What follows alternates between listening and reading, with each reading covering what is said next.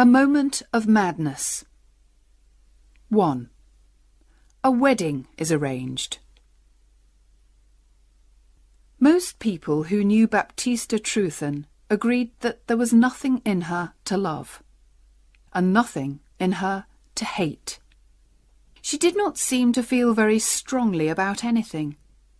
But still waters run deep, and nothing had yet happened to make her show what lay hidden inside her, like gold underground. Since her birth, she had lived on St. Maria's, an island off the southwest coast of England. Her father, a farmer, had spent a lot of money on sending her to school on the mainland. At 19, she studied at a training college for teachers, and at 21 she found a teaching job in a town called Tor-upon-Sea, on the mainland coast. Baptista taught the children as well as she could, but after a year had passed, she seemed worried about something. Mrs. Wace, her landlady, noticed the change in the young woman and asked her what the matter was. "It has nothing to do with the town, or you," replied Miss Trewthen. She seemed reluctant to say more. "Then, is it the pay?" "No, it isn't the pay." "Is it something that you've heard from home, my dear?" Baptista was silent for a few moments. Then she said, "It's Mr. Hedegan, David Hedegan. He's an old neighbour of ours on St. Maria's, with no wife or family at all. When I was a child, he used to say he wanted to marry me one day. Now I'm a woman, it's no longer a joke, and he really wishes to do it. And my parents say I can't do better than have him." "Has he a lot of money?" "Yes, he's the richest man that we know." "How much older than you is he?" 20 years, maybe more." "And is he, perhaps, an unpleasant man?" "No, he's not unpleasant." "Well, child, all I can say is this. Don't accept this engagement if it doesn't please you. You're comfortable here in my house, I hope, and I like having you here." "Thank you, Mrs. Wace. You're very kind to me. But here comes my difficulty. I don't like teaching." "Ah, you're surprised. That's because I've hidden it from everyone." "Well, I really hate school. The children are awful little things who make trouble all day long. But even they are not as bad as the inspector. For the 3 months before his visit, I woke up several times every night, worrying about it. It's so difficult knowing what to teach and what to leave untaught. I think Father and Mother are right. They say I'll never be a good teacher if I don't like the work, so I should marry Mr. Hedegan, and then I won't need to work. I don't know what to do, Mrs. Wace. I like him better than teaching, but I don't like him enough to marry him."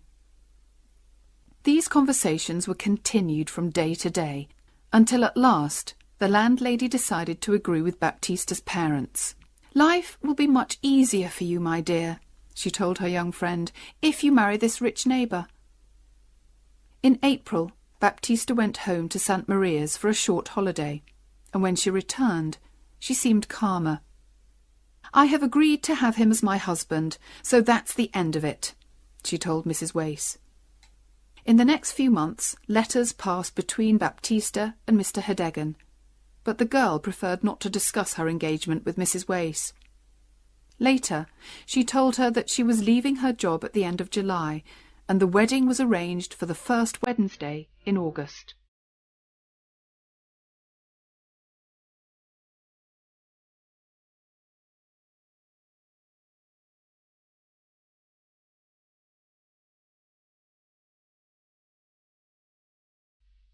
(2) A chance meeting.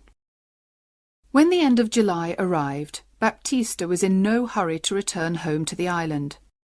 She was not planning to buy any special clothes for the wedding, and her parents were making all the other arrangements, so she did not leave Tor-upon-Sea until the Saturday before her wedding. She travelled by train to the town of Pen-zephyr, but when she arrived, she found that the boat to St. Maria's had left early, and there was no other boat until Tuesday.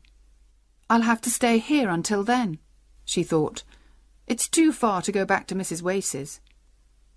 She did not seem to mind this. In fact, she was almost happy to wait another 3 nights before seeing her future husband.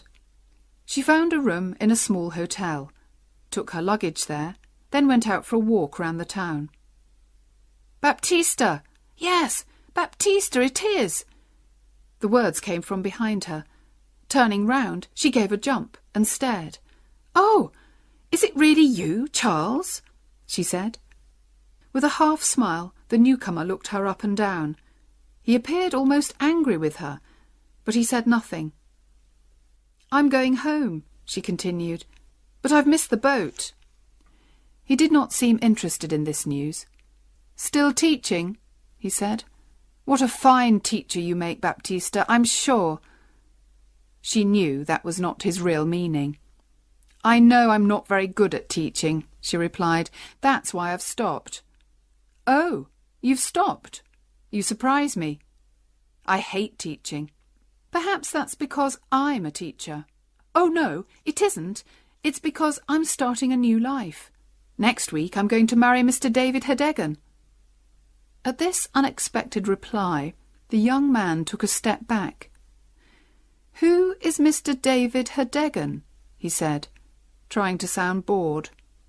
"He owns a number of shops on St. Maria's, and he's my father's neighbour and oldest friend." "So, no longer a school teacher, just a shopkeeper's wife. I knew you would never succeed as a teacher. You're like a woman who thinks she can be a great actress just because she has a beautiful face, and forgets she has to be able to act. But you found out your mistake early, didn't you?" "Don't be unpleasant to me, Charles," Baptista said sadly. "I'm not being unpleasant. I'm just saying what is true, in a friendly way. Although I do have good reason to be unpleasant to you. What a hurry you've been in, Baptista. I do hate a woman in a hurry." "What do you mean?" "Well, in a hurry to be somebody's wife. Any husband is better than no husband for you, it seems. You couldn't wait for me. Oh, no. Well, thank God that's all in the past for me." "Wait for you? What does that mean, Charlie? You never showed that you felt anything special for me." "Oh, really, Baptista, dear." "What I mean is, there was nothing that I could be sure of. I suppose you liked me a little, but I didn't think you meant to make an honest engagement of it." "That's just it. You girls expect a man to talk about marrying after the first look. But I did mean to get engaged to you, you know." "But you never said so, and a woman can't wait for ever." "Baptista, I promise you that I was planning to ask you to marry me in 6 months' time." She appeared very uncomfortable, and they walked along in silence. Soon he said, "Did you want to marry me then?" And she whispered sadly back, "Yes." As they walked on, away from the town and into the fields, her shoulder and his were close together. He held her arm with a strong hand. This seemed to say, "Now I hold you, and you must do what I want." "How strange that we should meet like this," said the young man. "You and I could be husband and wife going on our honeymoon together, but instead of that, we'll say goodbye in half an hour, perhaps for ever. Yes, life is strange." She stopped walking. "I must go back. This is too painful, Charlie. You're not being kind today." "I don't want to hurt you. You know I don't," he answered more gently. "But it makes me angry, what you're going to do. I don't think you should marry him." "I must do it, now that I've agreed." "Why?" he asked, speaking more seriously now. "It's never too late to stop a wedding if you're not happy with it. Now, you could marry me instead of him, although you were in too much of a hurry to wait for me." "Oh, it isn't possible to think of that," she cried, shaking her head. "At home, everything will be ready for the wedding." "If we marry, it must be at once. This evening, you can come back with me to Trufal, the town where I live. We can get married there on Tuesday, and then no Mr. David Hedegan or anyone else can take you away from me." "But I must go home on the Tuesday boat," she said, worriedly. "What will they think if I don't arrive?" You can go home on that boat just the same. The only difference is that I'll go with you. You'll tell your parents that you've married a young man with a good job, someone that you met at training college. When I meet them, they'll accept that we're married and it can't be changed, and you won't be miserable forever as the wife of an awful old man. Now, honestly, you do like me best, don't you, Baptista?" "Yes," she whispered. "Then we will do what I say."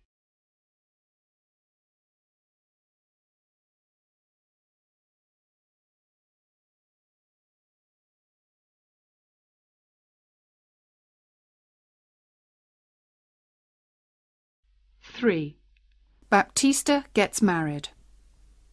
That same afternoon, Charles Stowe and Baptista Trewthen travelled by train to the town of Trufel.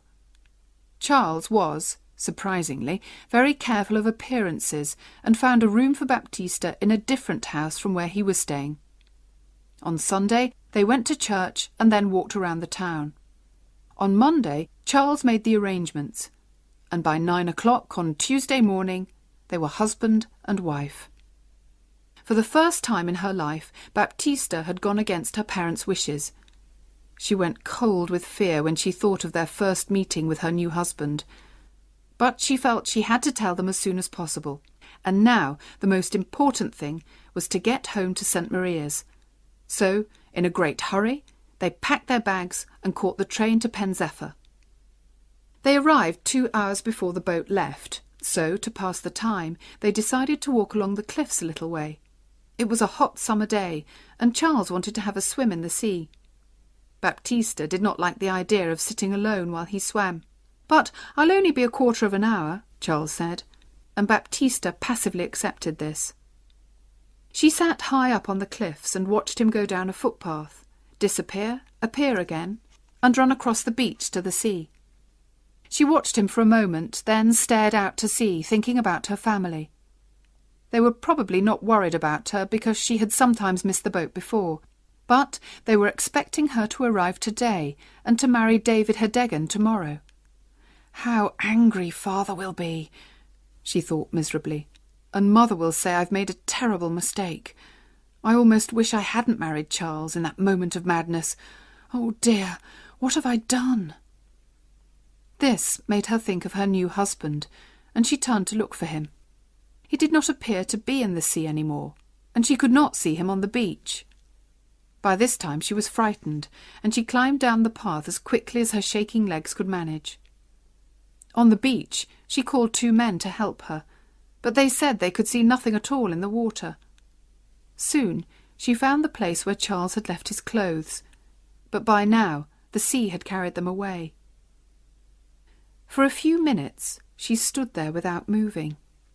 There was only one way to explain this sudden disappearance. Her husband had drowned.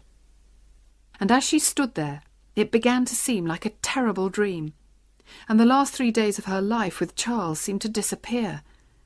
She even had difficulty in remembering his face. How unexpected it was, meeting him that day, she thought. And the wedding, did I really agree to it? Are we really married? It all happened so fast. She began to cry, still standing there on the beach. She did not know what to do, or even what to think. Finally, she remembered the boat, and catching the boat home seemed the easiest thing to do. So she walked to the station, arranged for someone to carry her luggage, and went down to the boat. She did all this automatically, in a kind of dream.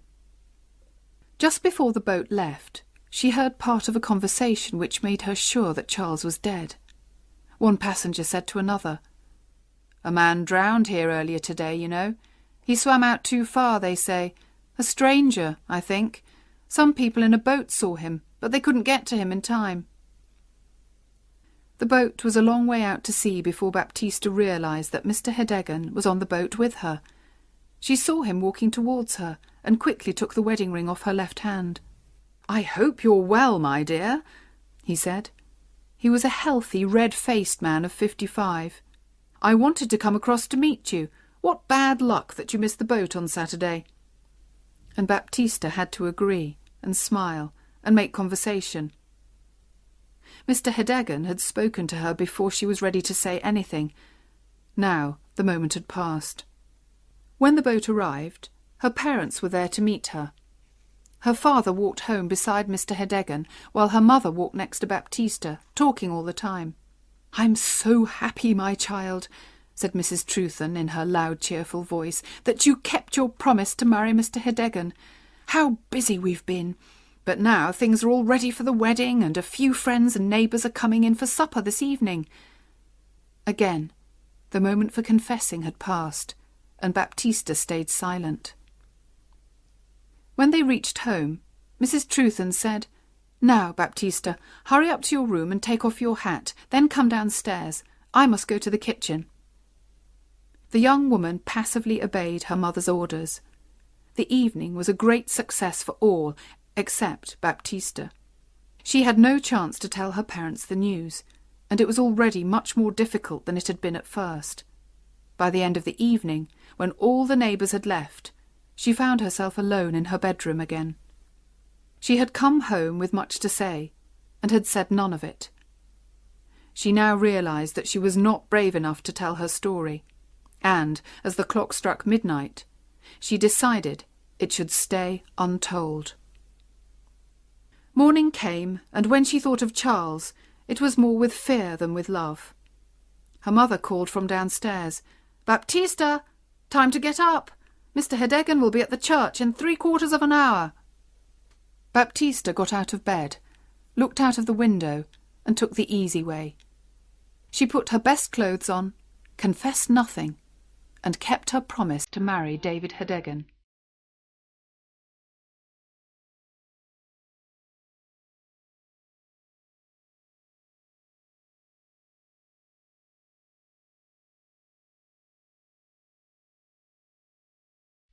"4. The honeymoon. Mr. Hedegan did not worry about his new wife's coldness towards him during and after the wedding.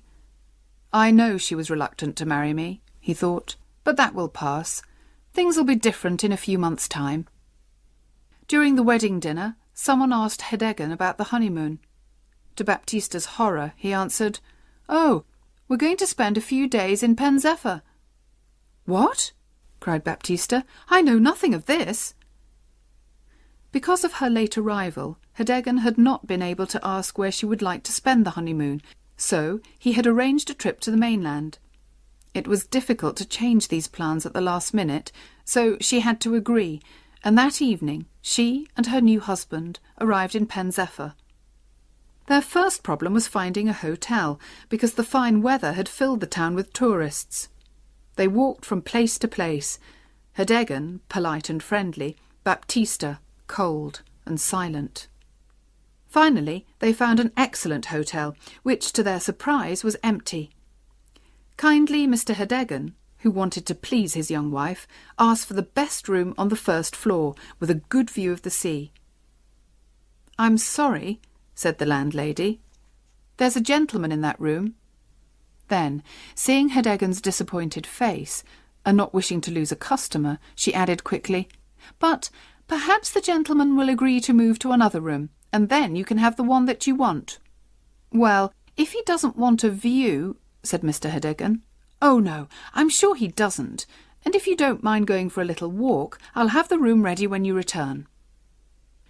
During their walk, Baptista was careful to choose different streets from those that she had walked down with Charles, and her white face showed how difficult this visit was for her. At last they returned to the hotel, and were shown into the best bedroom. They sat at the window drinking tea. Although Hedegan had arranged for a sea view to please Baptista, she did not look out of the window once, but kept her eyes on the floor and walls of the room. Suddenly, she noticed a hat on the back of the door. It was just like the hat that Charles had worn. She stared harder. Yes, it was the actual hat. She fell back in her chair. Her husband jumped up, saying worriedly, "You're not well. What can I get ye?" "Smelling salts," she said quickly, her voice shaking a little. "From the shop, near the station." He ran out of the room, Baptista rang the bell, and when a young girl came, whispered to her, "That hat! Whose is it?" "Oh, I'm sorry, I'll take it away," said the girl hurriedly. She took the hat off the door. "It belongs to the other gentleman." "Where is the other gentleman?" asked Baptista. "He's in the next room, madam. He was in here. But I can't hear him. I don't think he's there." "He makes no noise, but he's there," replied the girl. Suddenly, Baptista understood what the girl meant, and a cold hand lay on her heart. "Why is he so silent?" she whispered. "If I tell you, please don't say anything to the landlady," begged the girl, "or I'll lose my job. It's because he's dead. He's the young teacher who drowned yesterday. They brought his body here, and that's why there's nobody staying in the hotel. People don't like a dead body in the house. But we've changed the sheets and cleaned the room, madam." Just then, Hedegan arrived with the smelling salts, and the girl left the room. "Any better?" he asked Baptista. "I don't like the hotel," she cried. "We'll have to leave." For the first time, Hedegan spoke crossly to his wife. "Now that's enough, Baptista. First you want one thing, then another.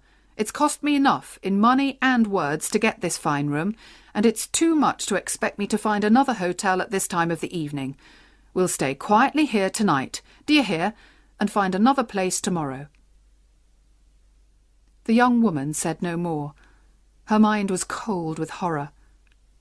That night she lay between the two men who she'd married. David Hedegan on one side, and, on the other side, through the bedroom wall, Charles Stow.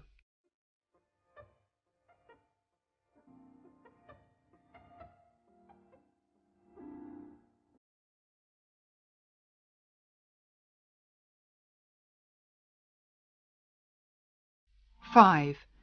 Secrets discovered. Mr. and Mrs. Hedegan both felt the honeymoon was not a success. They were happy to return to the island and start married life together in David Hedegan's large house. Baptista soon became as calm and passive as she had been before. She even smiled when neighbours called her Mrs. Hedegan, and she began to enjoy the comfortable life that a rich husband could offer her. She did nothing at all to stop people finding out about her first marriage to Charles Stow, although there was always a danger of that happening. One evening in September, when she was standing in her garden, a workman walked past along the road. He seemed to recognise her, and spoke to her in a friendly surprise. "What? Don't you know me?" he asked. "I'm afraid I don't," said Baptista. "I was your witness, madam. I was mending the church window when you and your young man came to get married. Don't you remember? The vicar called me to be a witness." Baptista looked quickly around. Hedegan was at the other end of the garden, but unluckily, just at that moment, he turned and walked towards the house. "Are you coming in, my dear?" he called out to Baptista. The workman stared at him. "That's not your—" he began. Then he saw Baptista's face and stopped. Baptista was unable to speak, and the workman began to realise that there was a little mystery here. "I've been unlucky since then," he continued, still staring at Baptista's white face. "It's hard finding enough work to buy food for my wife and myself. Perhaps you could help me, because I once helped you." Baptista gave him some money and hoped never to see him again. But he was cleverer than he looked. By asking questions on the island and the mainland, he soon realised that Baptista had married one man on Tuesday and another man on Wednesday. He visited her again 2 days later. "It was a mystery to me, madam," he said, when she opened the door, "but now I understand it all. I want to tell you, madam, that I'm not a man to make trouble between husband and wife, but I'm going to get back to the mainland again, and I need a little more money. If your old man finds out about your first husband, I'm sure he won't like it, will he?" She knew he was right, and paid him what he wanted. A week later, the workman sent his wife to ask for more money, and again Baptista paid. But when there was a fourth visit, she refused to pay, and shut the door in the man's surprised face. She knew she had to tell her husband everything. She liked him better now than she had done at first, and did not want to lose him. But her secret was no longer safe. She went to find him and said, "David, I have something to tell you." "Yes, my dear?" he said with a sigh. In the last week he had been less cheerful and had seemed worried about something. When they were both in the sitting room, she said, "David, perhaps you will hate me for this, but I must confess something that I've hidden from you. It happened before we were married, and it's about a lover." "I don't mind. In fact, I was hoping it was more than that." "Well, it was. I met my old lover by chance, and he asked me, and, well, I married him. We were coming here to tell you, but he drowned, and I said nothing about him, and then I married you, David, for peace and quietness. Now you'll be angry with me. I know you will." She spoke wildly and expected her husband to shout and scream, but instead the old man jumped up and began to dance happily around the room. "Oh, wonderful!" he cried. "How lucky! My dear Baptista, I see a way out of my difficulty. Ha ha!" "What do you mean?" she asked, afraid he had gone mad. "Oh, my dear, I've got something to confess too. You see, I was very friendly with a woman in Pen Zephyr for many years. Very friendly, you could say, and in the end I married her just before she died. I kept it secret, but people here are beginning to talk, and I've got 4 big girls to think of." "Oh, David, 4 daughters!" she cried in horror. "That's right, my dear. I'm sorry to say they haven't been to school at all. I'd like to bring them to live here with us, and I thought by marrying a teacher I could get someone to teach them, all for nothing. What do you think, Baptista?" 4 grown girls always around the house, and I hate teaching. It kills me. But I must do it. I can see that. I am punished for that moment of madness. I really am." Here the conversation ended. The next day Baptista had to welcome her husband's daughters into her home. They were not good-looking or intelligent or even well-dressed, and poor Baptista could only look forward to years of hard work with them. She went about sighing miserably, with no hope for the future. But when Herdegen asked her a month later, "How do you like 'em now?" her answer was unexpected. "Much better than at first," she said. "I may like them very much one day." And so began a more pleasant time for Baptista Herdegen. She had discovered what kind, gentle girls these unwelcome daughters were. At first she felt sorry for them, then grew to like them, and from liking she grew to love them. In the end they brought her and her husband closer together. And so Baptista and David were able to put the past behind them and find unexpected happiness in their married life.